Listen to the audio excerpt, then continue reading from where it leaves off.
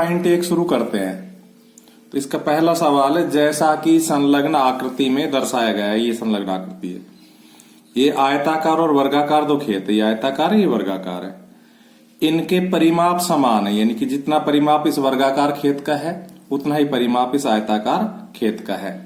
तो हम इसकी चौड़ाई को मान लेते हैं, क्या कि माना इसकी चौड़ाई कितनी है, x है।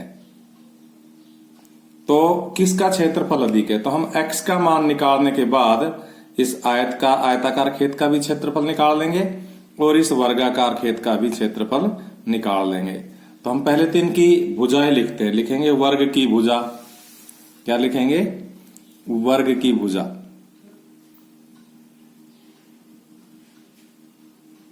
बराबर दी हुई है 60 मीटर। आयत की लंबाई ये हमसे दी हुई है 80 मीटर और माना चौड़ाई बराबर x।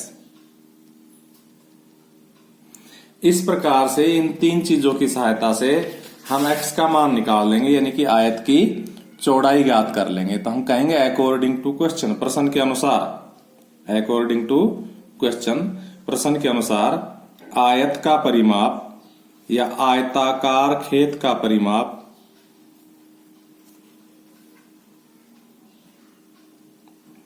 बराबर वर्गाकार खेत का परिमाप।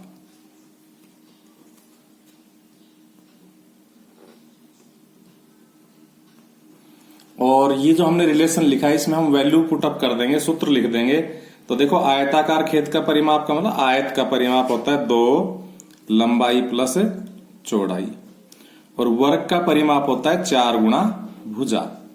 ये दोनों सूत्र अपने याद कर लेना, मैंने सूत्र अलग से इकट्ठे नहीं लिख पाए, जिस सवाल में फॉर्मूला लगेगा उसी में बता दिया करूंगा। इस प्रकार से हम इसमें मान पुटअप करेंगे। देखो 2 लंबाई की जगह 80, ये रहा, चौड़ाई हमने x मान रखी है, ये रही, बराबर 4 इंटू भुजा 60 दी हुई है वर्ग की, ये दे रखी। इस प्रकार से देखो इक्वेशन बन गई। इक्वेशन हमने, समीकरण हमने दूसरी प्रश्नावली में हल करनी सीख ली थी। तो सबसे पहले तो 2 उधर जाएगा, तो यहां हमारे पास क्या रह जाएगा, 80 प्लस x बराबर 4 गुणा 60 में 2 का के भाग लग जाएगा, क्योंकि 2 यहां इस ब्रैकेट से गुणा हो रहा है। तो क्या आ जाएगा, 2 दूनी 4। अब हमें x का मान निकालना है, तो 60 दूनी 120 और ये 80 उधर जाके घट जाएगा। जब 120 में से 80 घटाएंगे तो कितना बचेगा, 40 बचेगा।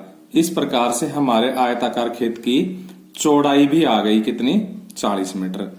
अब लिखेंगे इसलिए वर्गाकार खेत का क्षेत्रफल, क्या लिखेंगे, वर्गाकार खेत का क्षेत्रफल।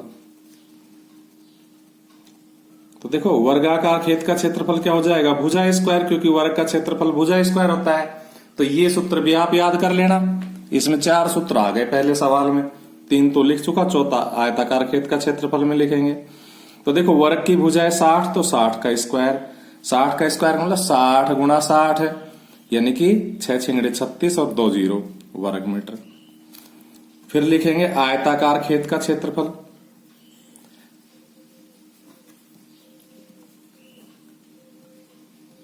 और देखो हमारा जो आयताकार खेत है उसका क्षेत्रफल हो जाएगा लंबाई गुणा चौड़ाई। तो हमने लंबाई का मान रखा कितना है 80, चौड़ाई का मान कितना है 40, गुणा किया 8 चौकू 32 और 2 जीरो वर्ग मीटर। अब आप देखो, खुद देखो, वर्गाकार खेत का क्षेत्रफल तो 3600 वर्ग मीटर है, आयताकार खेत का क्षेत्रफल 3200 वर्ग मीटर है। तो हमसे सवाल पूछा किस खेत का क्षेत्रफल अधिक होगा, तो हम क्या लिखेंगे, चूंकि 3600 बड़ा है 3200 से, इसलिए वर्गाकार खेत का क्षेत्रफल अधिक होगा। अब देखो आज हमने इस प्रश्नावली को शुरू कर दिया है, तो आपका आज का होमवर्क क्या हुआ, एक तो पहला सवाल हुआ, प्लस में आपको 2 तो ये सूत्र याद करने हैं, आयत का परिमाप 2 लंबाई प्लस चौड़ाई, वर्ग का परिमाप 4 गुणा भुजा, और वर्गाकार खेत के यानी कि वर्ग का क्षेत्रफल भुजा स्क्वायर, और आयत का क्षेत्रफल लंबाई गुणा चौड़ाई। एक बात। दूसरी बात देखो, उसमें हमसे सवाल में वर्ग की भुजा दे रखी थी और हमने वर्ग की भुजा से और आयत की लंबाई दे रखी थी, आयत की चौड़ाई नहीं दे रखी थी। हमें क्योंकि दोनों का क्षेत्रफल निकालना था इसलिए हमें आयत की चौड़ाई की भी जरूरत थी। तो पहले इस दी गई शर्त की सहायता से कि भाई आयताकार खेत का परिमाप बराबर है वर्गाकार खेत का परिमाप की सहायता से हमने पहले आयताकार खेत की चौड़ाई निकाली। ये चौड़ाई क्यों निकाली? क्योंकि इसकी हमें जरूरत क्षेत्रफल निकालने में थी। और फिर हमने दोनों का क्षेत्रफल निकाला तो इसका क्षेत्रफल आया 3600, इसका आया 3200। दोनों की तुलना की तो वर्गाकार खेत का क्षेत्रफल अधिक पाया गया। बाकी अब कल से आगे पढ़ाएंगे।